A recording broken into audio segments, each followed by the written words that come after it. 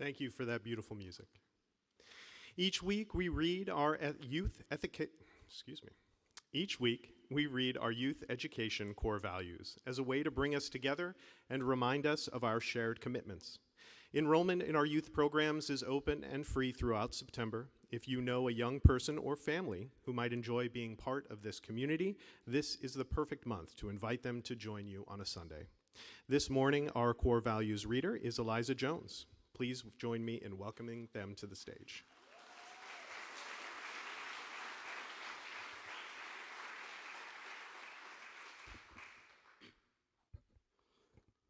Good morning. Every person is important and unique. Every person deserves to be treated fairly and kindly. We can learn from everyone. We are a part of this earth, we cherish it and all the life upon it. We can learn from the world around us by using our senses, mind, and feelings. We are members of the world community, which depends on the cooperation of all people for peace and justice.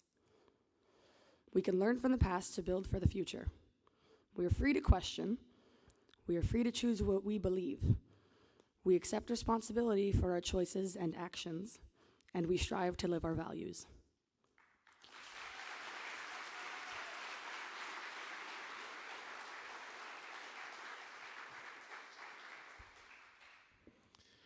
Thank you very much, Eliza. While these values are at the heart of our youth program, they're just as meaningful for our adults too. At this time, our young people are invited to head downstairs to continue their programs. We wish them a wonderful morning and community and learning.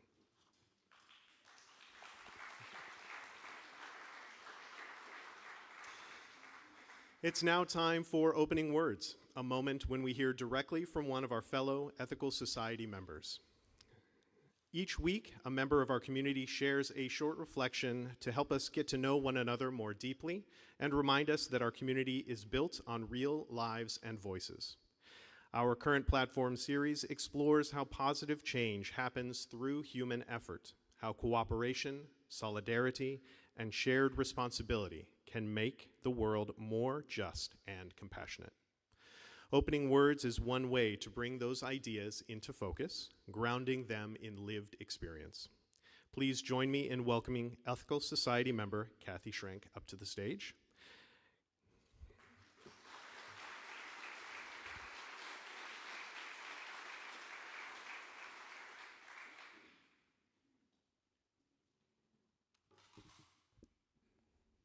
Good morning. My name is Kathy Schrenk. My pronouns are she and her. And you might have seen me up here a few weeks ago talking about something that's been really important to me for most of my life, and that was fiction. And today I'm going to talk briefly here about something else that's been really important to me for a long time. It's also related to the announcement you heard last week that I'm going to be joining the board of directors of the society. Hold your applause until I've been on the board for a few weeks. I'm going to talk a little bit about the organization that the other time I was on a board of directors was involved with. But to tell this story, I have to go back about 120 years to the early part of the 20th century and San Francisco. So San Francisco at that time was still booming from the gold rush, even 50 years later. It was growing and growing. It was very thirsty. I'm going to shorten this part of the story just to say that they decided that they were going to get their water from the Sierra Nevada mountains. They were going to build a gravity-fed system that would take water from a reservoir in the mountains all the way across the Central Valley to the coast. They decided to do that in a valley called Hetch Hetchy, which at the time was already part of Yosemite National Park. And I emphasize that because San Francisco will gaslight you and tell you that it wasn't really part of Yosemite, but it was. John Muir was part of the fight to try to keep that dam from being built in Yosemite National Park. He called Hetch Hetchy a twin to Yosemite Valley. And if you've ever been to Yosemite, you know what an incredible place that is. He said, "Dam Hetch Hetchy, as well dam for water tanks, the people's cathedrals and churches, for no holier temple has ever been consecrated by the heart of man." And if you know me well, you also know that I have named one of my children after John Muir, sort of. My daughter's middle name is Muir. The Sierra Club at that time was not the organization we know today. It was really just a club of like bougie people from San Francisco who would go into the hills and mountains and do outdoorsy things. When the city of San Francisco decided to build a dam in Yosemite and flood this amazing valley, they became more of the advocacy organization we know today. And the practice that they got in the time of trying to fight the dam in Yosemite, they used to successfully fight more reservoirs in the Grand Canyon. So if it weren't for the Sierra Club and that fight that started in Yosemite, we would not have the Grand Canyon as we know it today. Much more of it would be inundated than is now. Okay, so we're gonna fast forward about to the mid-1980s when I was a little Midwestern child growing up in the Chicago suburbs, which are, as you might know, probably the most boring place as far as any kind of natural features and beauty. My family would drive west on these vacations. We would go to places like the Black Hills of South Dakota, Yellowstone National Park, Glacier National Park. I developed a deep reverence for these public spaces. So then when I was an adult and went to Yosemite for the first time and learned that the Congress had allowed San Francisco to build a dam in a national park that was destroying this beautiful vista and incredible place where people should be able to recreate and see the amazing valley, I became radicalized and I joined the organization Restore Hetch Hetchy that had been spun off recently from the Sierra Club. I eventually did join the board of that organization. And Restore Hetch Hetchy has been working really hard for the past 25 years to try to get San Francisco to end its occupation of Yosemite. First, we tried to sue them. We tried to get some legislation passed. That all just crashed and burned because San Francisco does not want to move the water out of the valley. It could easily store that water downstream in much bigger reservoirs, but then they would lose some of their control over the water system. There's a whole lot more to this story. I could literally talk about this all day. I'm at 4 minutes right now, so I'm gonna try to wrap it up real soon. If you wanna ask me about this later, I'm happy to talk your ear off. But there's a lot of other ins and outs of California water rights, Western issues that are very, very complicated. I will say now that the current tactic that Restore Hetch Hetchy is trying to use is to get San Francisco to fulfill some of the promises that it made to Congress when it was allowed to build the dam. And that was to let people swim, fish, boat on the reservoir, which is allowed in almost all other California reservoirs that are used for drinking water, to camp next to the reservoir, and people aren't allowed to do any of those things. San Francisco intentionally keeps Hetch Hetchy as this sort of tucked away, secretive place. They restrict the access to it with insufficient roads and infrastructure. The entrance to the Hetch Hetchy area is only open certain hours, which is not the case with the rest of Yosemite. And so Restore Hetch Hetchy is now trying to force San Francisco to do the things that it said it would do when it inundated the valley and let more people see it. And we hope that if more people see what this place is like and how amazing it is and learn about how it came to be the way it is, that at the least they will be able to recreate there, and that's what this place is for. It's a national park, it's owned by all of us. And then perhaps the pressure will increase and San Francisco will be forced to move their water out of there. I hope if you ever go to Yosemite, you will take a little time to see that other part of the national park. And again, if you'd like to ask me many more questions about it, I'd be happy to talk to you about it all day. And you can also ask me about my half-dome earrings that I'm wearing today, which are some of my favorites. Thank you.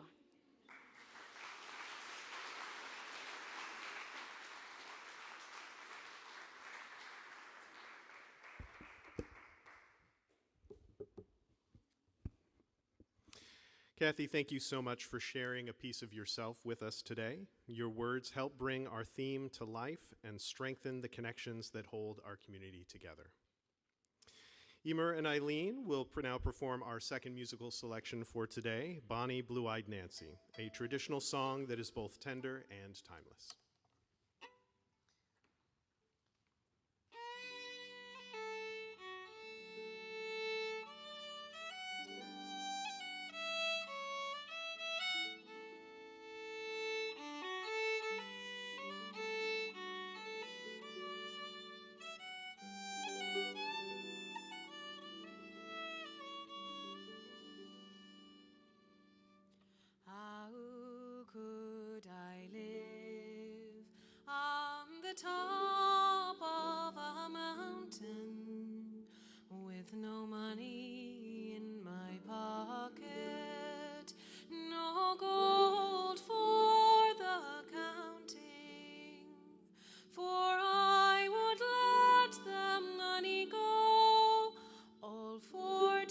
please her fancy, and I would marry no one but my bonny blue-eyed Nancy.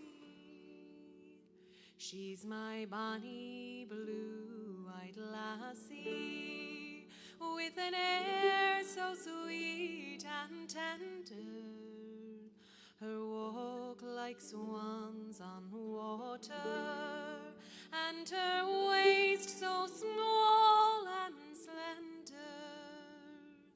Her golden hair in ringlets fell all o'er her snow-white shoulders, and I'd ask her for to marry me, and there's no man could be bolder. Now there's some people say she is very low in station, and there's more people say she'll be the cause of my ruination. But let them all say what they will, to her I will prove constant still, till the day that I die. She will be my own lovely lady.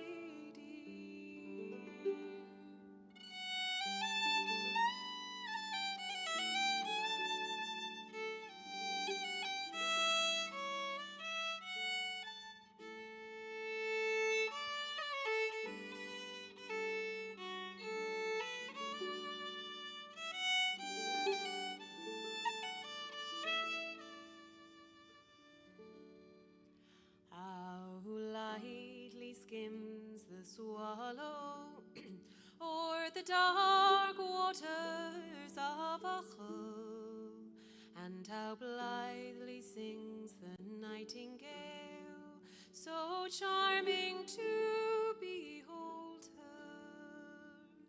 And the winds may blow, and the moorcocks crow, and the moon shine out so clearly, but deeper by far is my love for my own lady. Now there's some people say she is very low in station, and there's more people say she'll be the cause of my ruination. But let them all say what they will, to her I will prove constant still, till the day that I die. She will be my own lovely lady.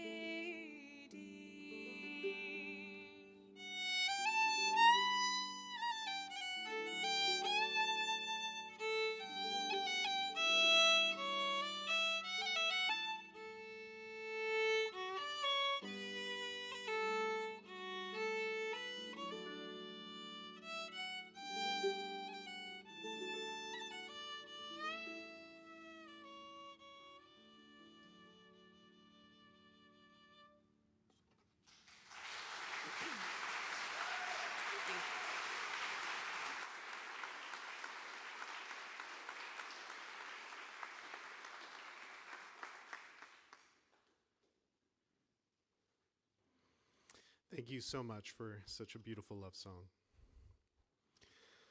Before our main address, we like to take a moment for mindfulness. Sometimes our minds feel crowded with thoughts and worries. I invite you now to clear a little space.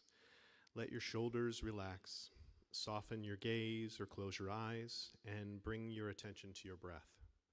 Take special notice of the steady rhythm of your inhale and exhale.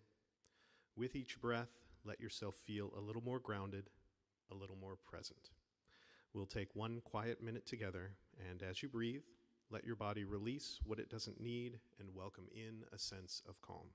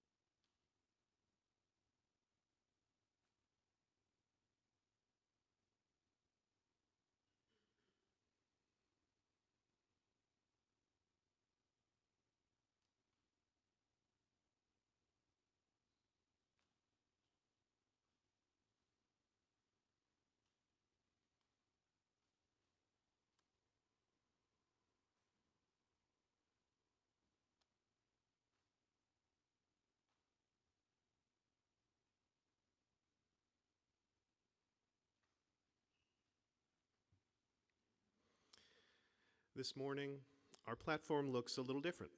Instead of hearing from a single speaker, we'll be learning from a panel of our own lay leaders, members who help guide and sustain the Society's programs, initiatives, and community life. Together, they will reflect on what leadership means in a values-driven community like ours, how their experiences embody our mission of inspiring ethical living and working for a more just world, and why shared leadership is central to our success. They'll also share some of their most formative experiences here at the Ethical Society and offer their perspectives on how we can continue to grow, improve, and evolve into the future. Please join me in welcoming our panelists to the stage.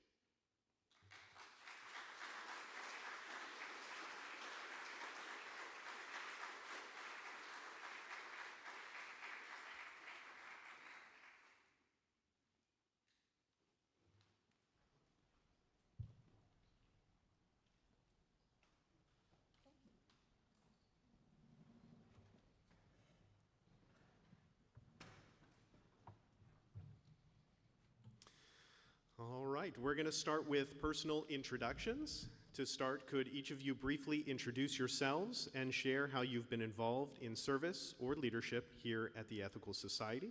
Mary Ellen, would you like to start? Yes, good morning. I'm Mary Ellen Stanton. And actually, I have been an ethical culturist for over 33 years.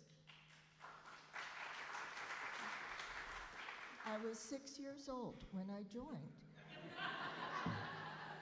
And however, I only learned about the Ethical Society here in St. Louis maybe about 12 years ago. And I knew about it through Kate Lovelady and James, and I met them at assemblies. So when we moved here, we said, okay, we're joining, not knowing anybody else. 2 days after we arrived in St. Louis, here we were, first Sunday. And we were thinking, aren't these people wonderful? They didn't even know we were coming, and they put this big luncheon on for us. So we kind of knew this was the place for us. In Northern Virginia, I was president, vice president, treasurer, caring committee person, ethical culture officiant, Sunday school teacher, you name it, I did it at least once. Since coming here, frankly, I haven't been that involved, but I think I sink a little deeper in what I do. I was president of the society, unfortunately couldn't finish my term, but I'm back. I also am a past president of TWA, which is a great support to people. I help coordinate the veggie potluck. I help with the Ethicurians. We joined the theater group, the travel club, and fundraising.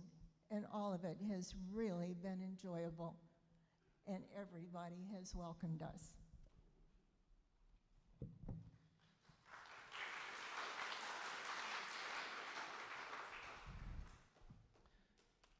Good morning. My name is Nathan Schrank. And let's see.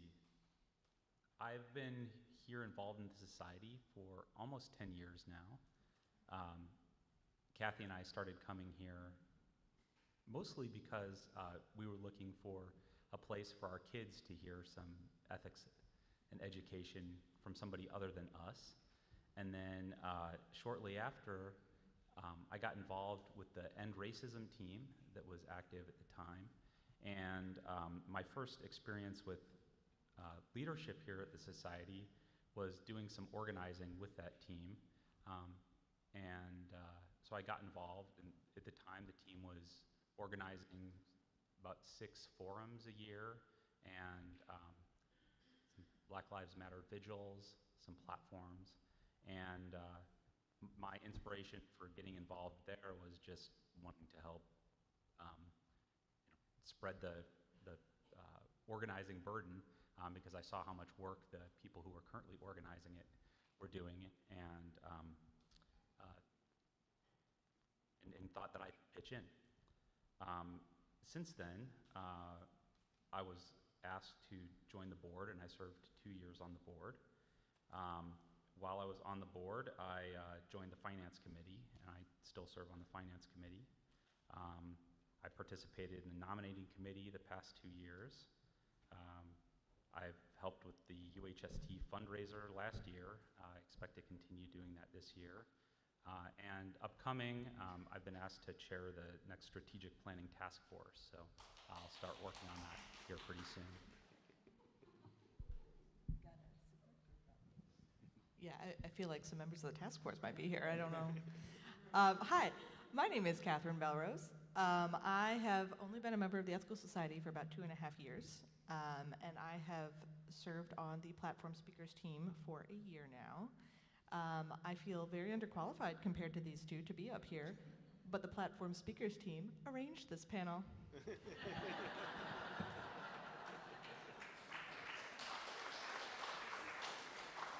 Thank you very much. We're going to move on to motivation and inspiration. What first inspired each of you to step into a leadership role at the Ethical Society of St. Louis, and what keeps you motivated to serve in this way? Well, actually, even though I was not raised in ethical culture, the church was a very important part of our lives. And my mom and dad were very committed to the church.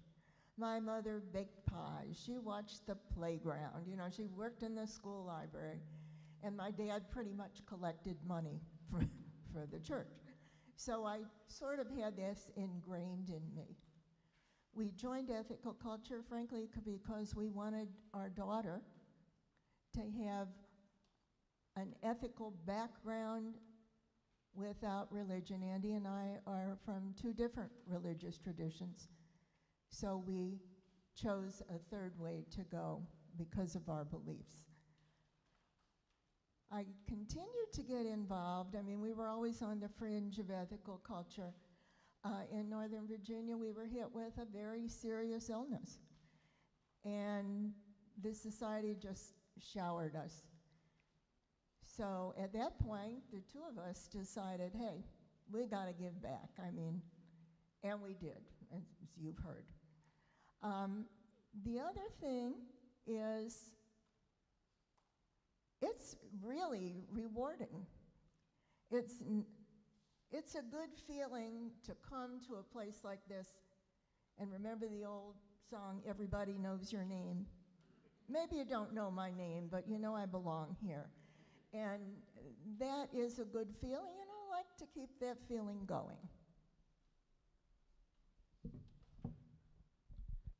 Well, I guess I already mentioned a little bit about my motivation, which was just seeing the hard work of the organizers who were organizing activities that I appreciated and wanting to take a little bit of the load off of them.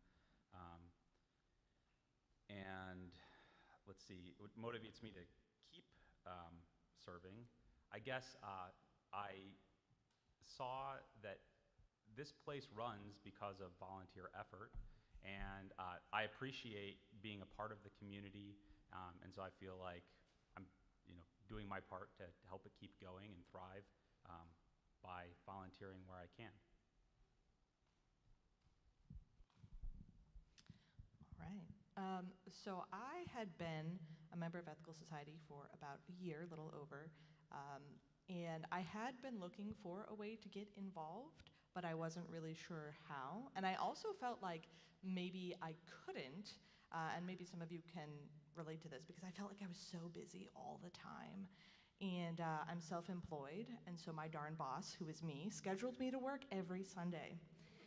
And it just felt like there was no way, right, that I could really be more involved if I was so busy, especially on weekends, when we do a lot of the things as a community. But I basically got involved because someone asked me to. Someone who I liked and trusted, Mary Ann, our current president, was like, hey, she called me and she said, hey, I think you'd be great on this committee. Would you be interested? And I really feel like that, the fact that someone who I felt like knew me suggested a particular role really helped me see myself fulfilling a need in the Ethical Society. And what keeps me motivated is really just getting to see the platform speakers. Platform speakers team is a really neat opportunity because we arrange the platform speakers. And so it's neat to get to see our suggestions, show up here on the stage, hopefully. And then we also get to arrange all you lovely people to come give opening words. Please give opening words. If you want to give opening words soon, let me know. But it's nice to see your lovely faces and hear things about you. And I don't know, it helps us, I think, get to know each other better.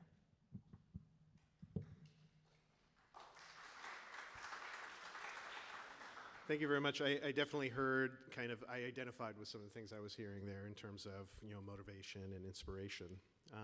But how has being a lay leader shaped the way you live out our mission of inspiring ethical living and working for a more just world? I sort of sound like I've been elected Pope or something to answer that. But I really think in a lot of ways it's a place of practice. That if you, in some instances, start being kind to people, they wonder what's the matter with you. We've all been there.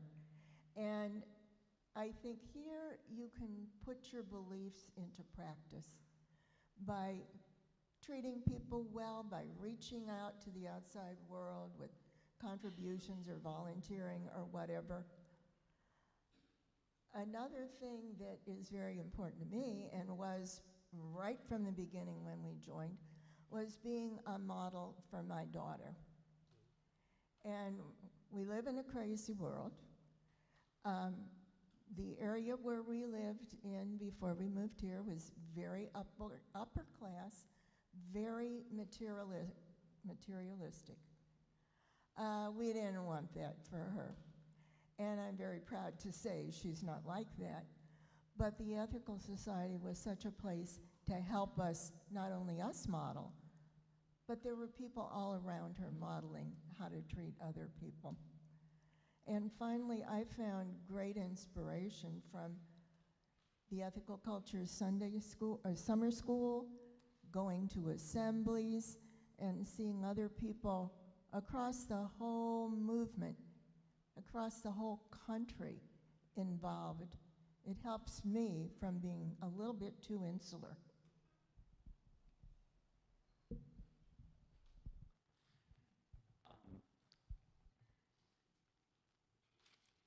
I wasn't quite sure what to say when I saw this question, but one thing I realized is that without working on organizing here, I don't think that I would be involved in some non-ethical society-related organizing that I'm doing. So, for example, as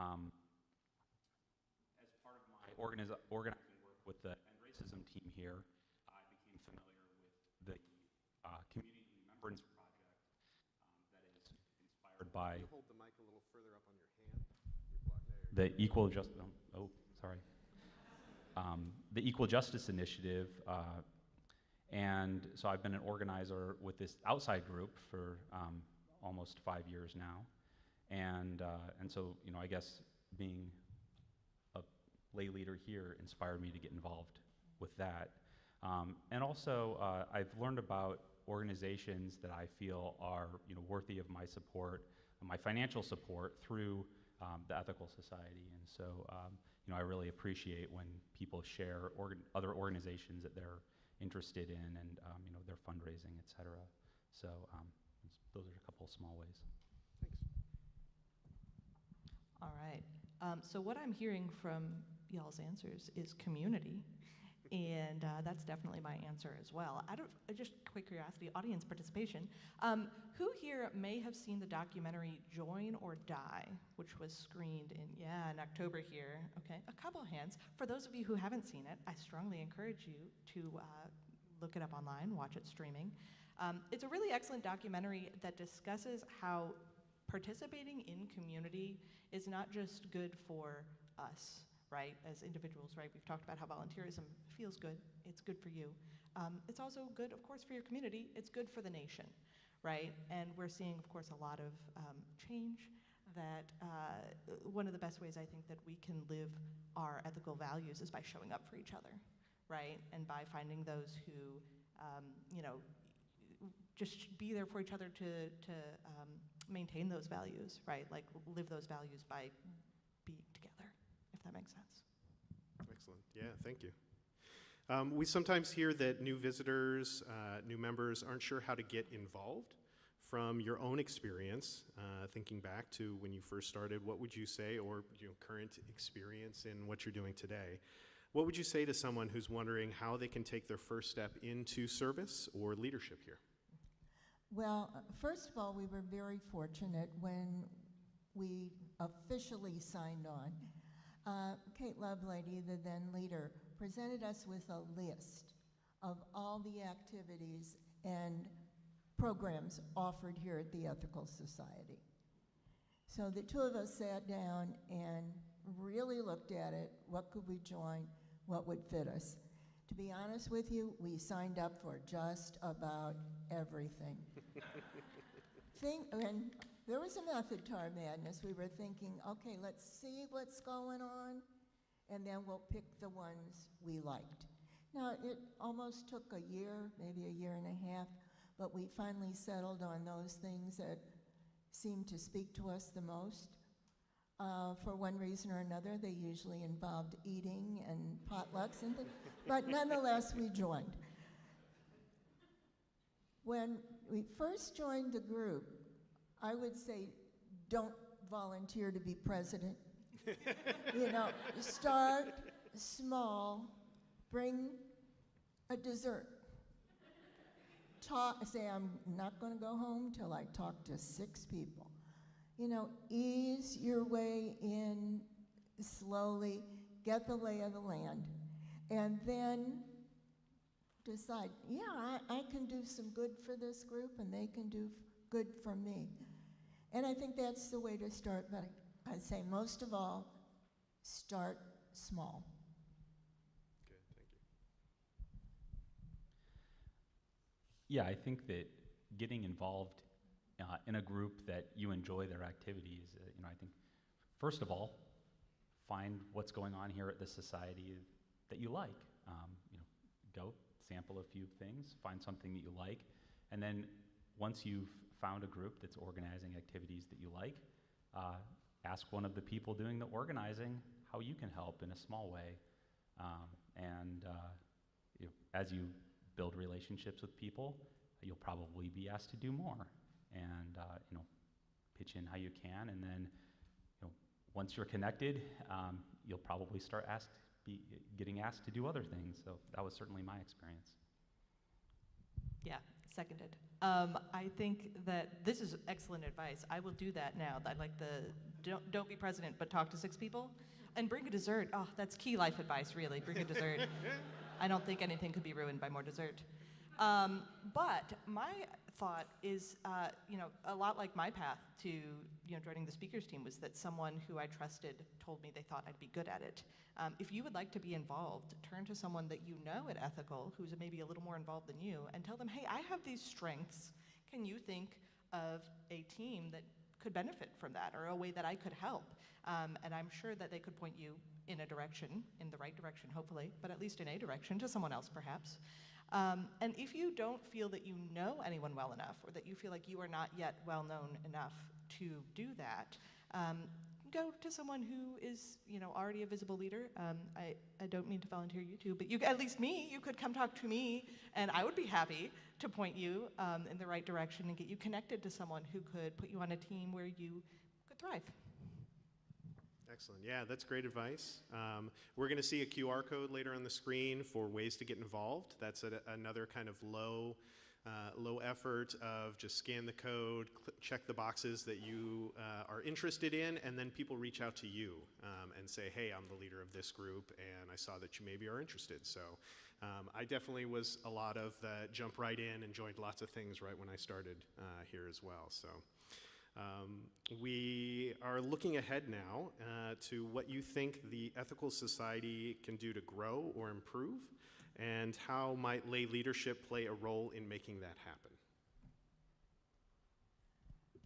The first thing I want to say is I truly believe that the Ethical Society does a great job welcoming people. That you usually don't see a stranger standing in the corner kind of looking around, what do I do? Not all societies are like that. Trust me on that. And I think we do a very good job bringing in people, following up with them. The one thing I would say is to members, be open to suggestions. When someone new comes in and offers an idea, and I think it's human nature when we hear something that kind of involves change, we immediately go, no. And I think that not even meaning to, that's a real detriment to people. Because if you're brand new and you've come from a place where you've done things a certain way and, hey, it worked, and you share with somebody else and they say, well, we've always done it this way, that's a little bit of a turnoff. And so I think that's something, watch the nose. And I would say the other thing is, give these suggestions a try. Nothing is ever etched in stone. If somebody says, I think we should have dancers at the beginning of every platform, and you say, okay, let's give that a try. And then after the third broken leg, you say, well, hey, that doesn't work too good. Okay, you can always scrap it.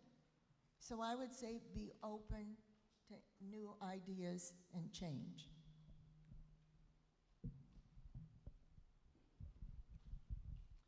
So growing and improving, I think that helping other people in the area discover the society is going to be a way that we can grow. And I'd like to see us support more charitable efforts in the wider St. Louis community and partner with other organizations in those efforts. And I think that through that contact, will raise the profile of the society, and also it'll be really rewarding for us. And so I think that there's a big untapped opportunity there, and we can help out with both our service and our fundraising, and help make a difference in the community. All right. I think my suggestion is about sort of like how to strengthen, if that makes sense, rather than growth. Because I think that the first step to growth is internal strengthening, right? And I feel like the best route to that is if we were like ants, by which I mean that ants, they each do just a little bit, but it's the combined effort that makes things work, right? And I think that we lean really heavily on lay leaders who do a lot of stuff, and that's wonderful, right? Like, the society definitely runs through volunteerism. But I think I would love to see a shift to everyone doing just a little bit, right? Like, you don't have to be the president of 3 things, and I don't want anyone to feel like, oh, if I'm gonna get, involved in ethical, I'm gonna end up the president of 3 things. I think it would be wonderful if everyone was just part of like one action team, one committee. I don't know, like, I feel like we're all naturally more invested when we see ourselves doing something, implementing change. And so I guess I would just using this microphone to encourage everyone here to think about what kind of change do you want to see, and then just carry a little crumb, right? Even if that's volunteering 3 times a year for, the Halloween party and a bake sale, and just if you can fit it in, do what you can, carry a crumb, and I think that will lead to a big pile of food. Excellent, thank you. Yeah, lots of great actionable advice from everybody. What is a favorite ethical society memory that you have? A favorite tradition or a moment that's brought you joy in your time as lay leaders? Well, I think probably, although I really love being part of the group, and that is very meaningful to me, I think the thing that really gave me the joy the most was being an ethical culture officiant. And the reason for that is, one, everybody is glad to see you because nobody's getting married if you're not there.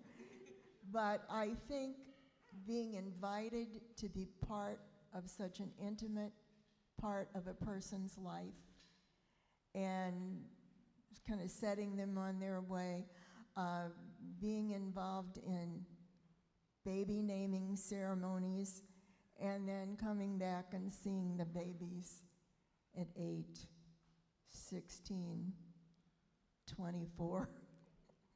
I could go on. And sadly, but yet in some ways connecting and joyful, the memorial services of people you've known. And those are all very, very important to me. And we were talking today, and the way in, and I said, I've done 138 weddings, and every single one of them is different. So that's a wonderful thing to see.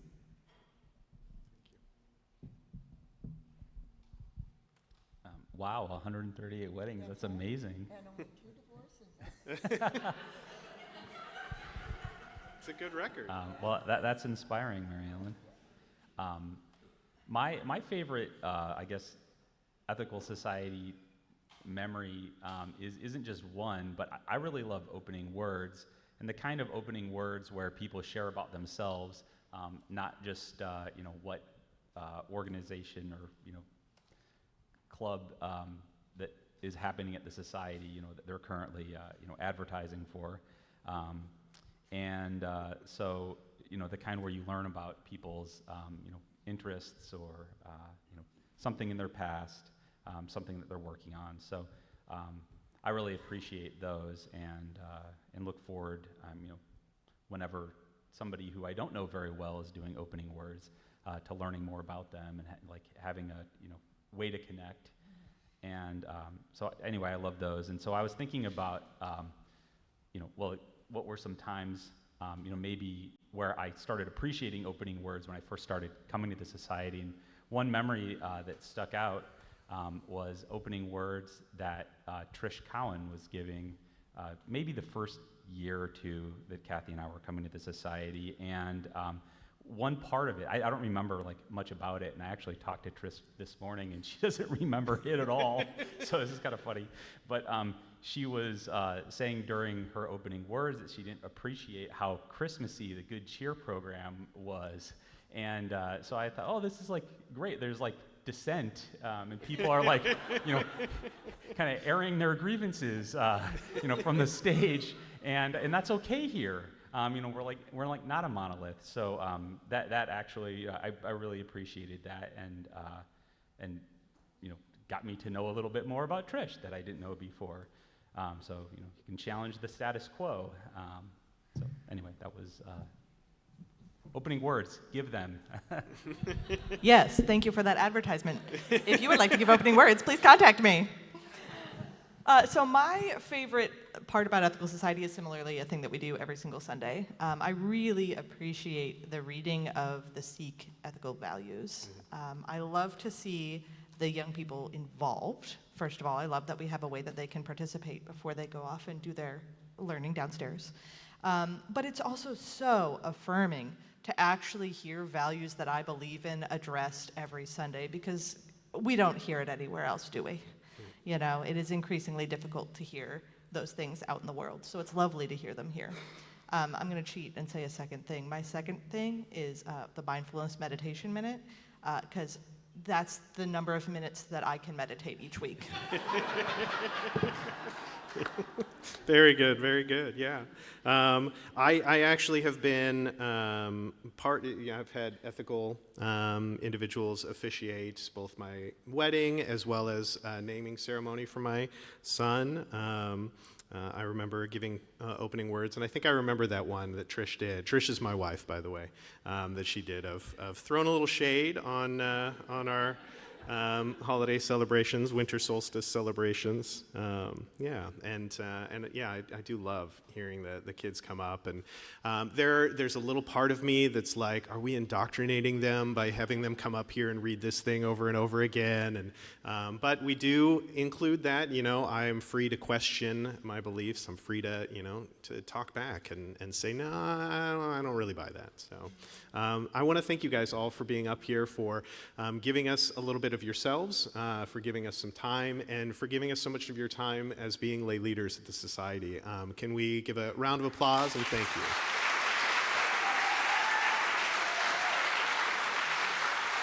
You guys are welcome to stay up here, but if you want to go sit down and listen to the music, you're also welcome to do that as well.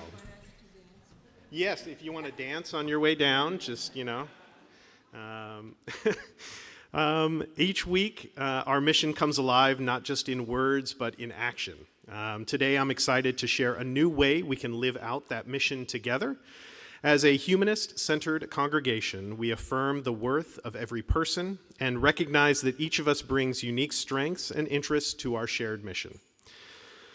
By working together, we create a community where ethical culture becomes both the catalyst and the foundation for turning values into action.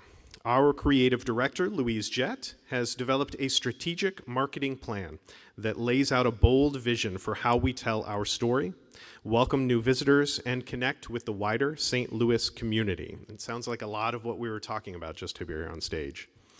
But now comes the important part. The most important part is bringing that plan to life. To do that, we are reconstituting our marketing and communications team. These members will help shape how we share our values, events, and stories by highlighting member voices, supporting campaigns around our programming, the themes, and making sure our outreach reflects what makes our community so vibrant, inclusive, and action-oriented. You don't need to be a professional writer or designer to join. Just bring your own creativity, enthusiasm, and willingness to experiment. Whether you like collaborating with other organizations, sharing messages on social media, snapping photos, or simply helping us spread the word, there's a place for you. If you'd like to be part of this effort, simply check the Marketing and Communications team box on volunteering and participation form at the QR code on our screen up here. This, again, is also a way that you can say that I want to be involved in other things as well. The first gathering for this team is going to be scheduled soon, and we'd love to have you there. Together, we can grow both our community and our impact. Thank you for helping us turn ethics and intention into action. The Ethical Society is a humanist community dedicated to inspiring ethical living, nurturing lifelong learning, and working together for a more just and compassionate world. Everything we do is made possible by the generosity of our members and friends through pledges and donations. At this time, our ushers will begin passing our collection baskets. Many of our members give online or throughout their annual pledge. For those who want to provide support today, the baskets are a simple way to join in.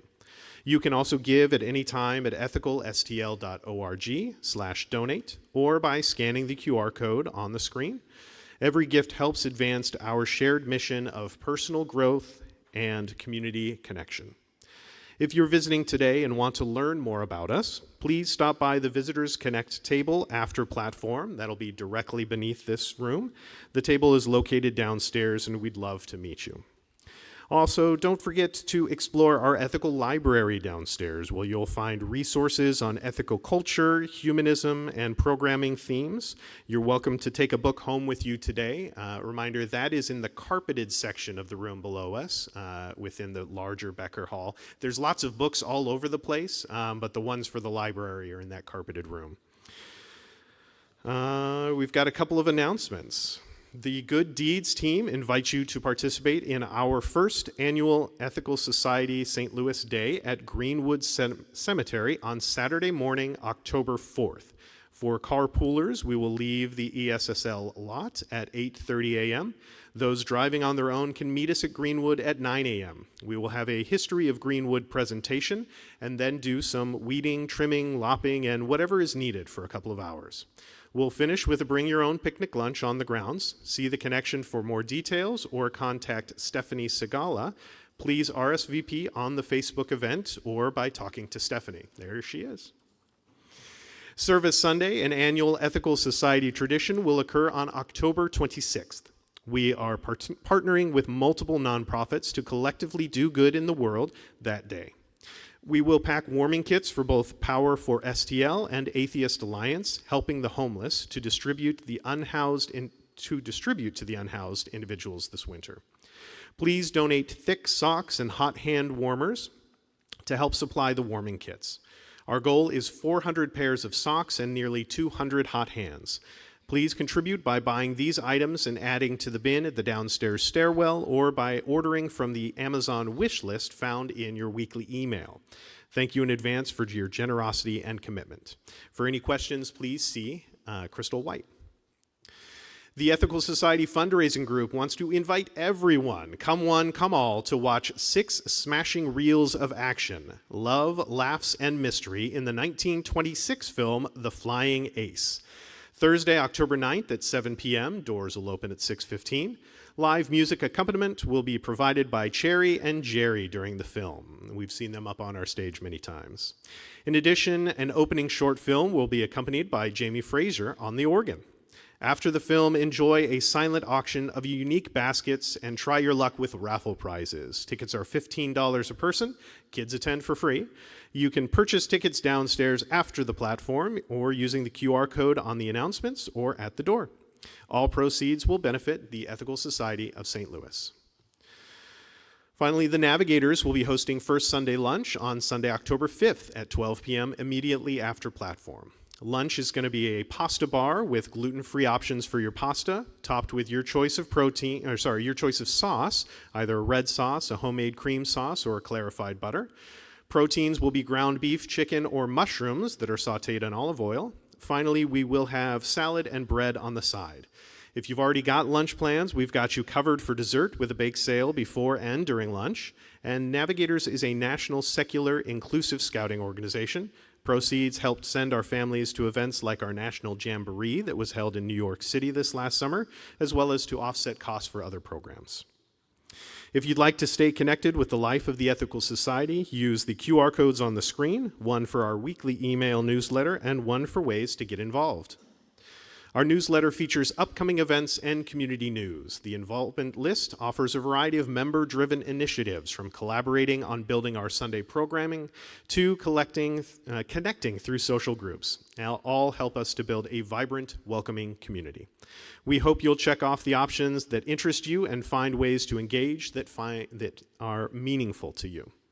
And finally, to send us off into our week ahead, Eimear and Eileen will close with Maids of Mitchelstown and the Blockers, 2 lively reels. Reels are one of the most popular forms of Irish dance tunes, fast-paced, full of energy, and guaranteed to get your toes tapping. Please join me in welcoming them back for our final selection.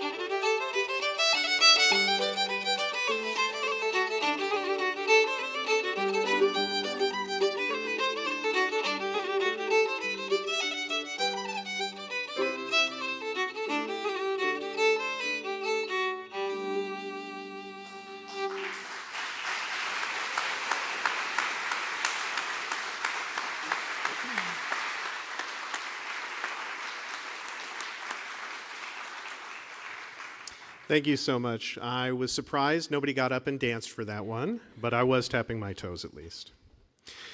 Thank you all for being here today. Thank you for showing up for one another and for considering the collective power and responsibility we share to build the future together. This morning, our panelists reminded us that leadership in our community isn't about titles or positions. It's about stepping up, working together, and living out our values in everyday ways. Each of us has a role to play in strengthening our ethical society and shaping its future with courage, creativity, and compassion. After platform, we hope you'll join us downstairs for coffee hour. On the tables, you'll find coloring sheets and card decks, simple ways to reflect on today's value and spark conversation with those around you. If you'd like to continue the conversation sparked by today's panel, stop by our Continuing the Conversation table, where you can share your thoughts and connect with others about how lay leadership and community involvement can carry us forward. Also downstairs, our library is full of resources on humanism, ethical culture, and our programming themes. And finally, a special invitation. The Leadership Task Force warmly invites members to share their input on the next leader of the Ethical Society. They'll be hosting 2 interactive sessions after platform, one today and one next Sunday. You can join them in the Hanky Room starting at 12:15 and running until 2 p.m. Lunch will be served, and your voice is an important part of the process. If you can't join them today, remember they're also meeting again next Sunday in the Hanky Room from 12:15 to 2. If you're visiting today, please stop by the visitors table downstairs so we can welcome you personally. However you spend the rest of your afternoon, may you carry forward the spirit of shared leadership and the commitment to building a more just and compassionate world together. Thank you.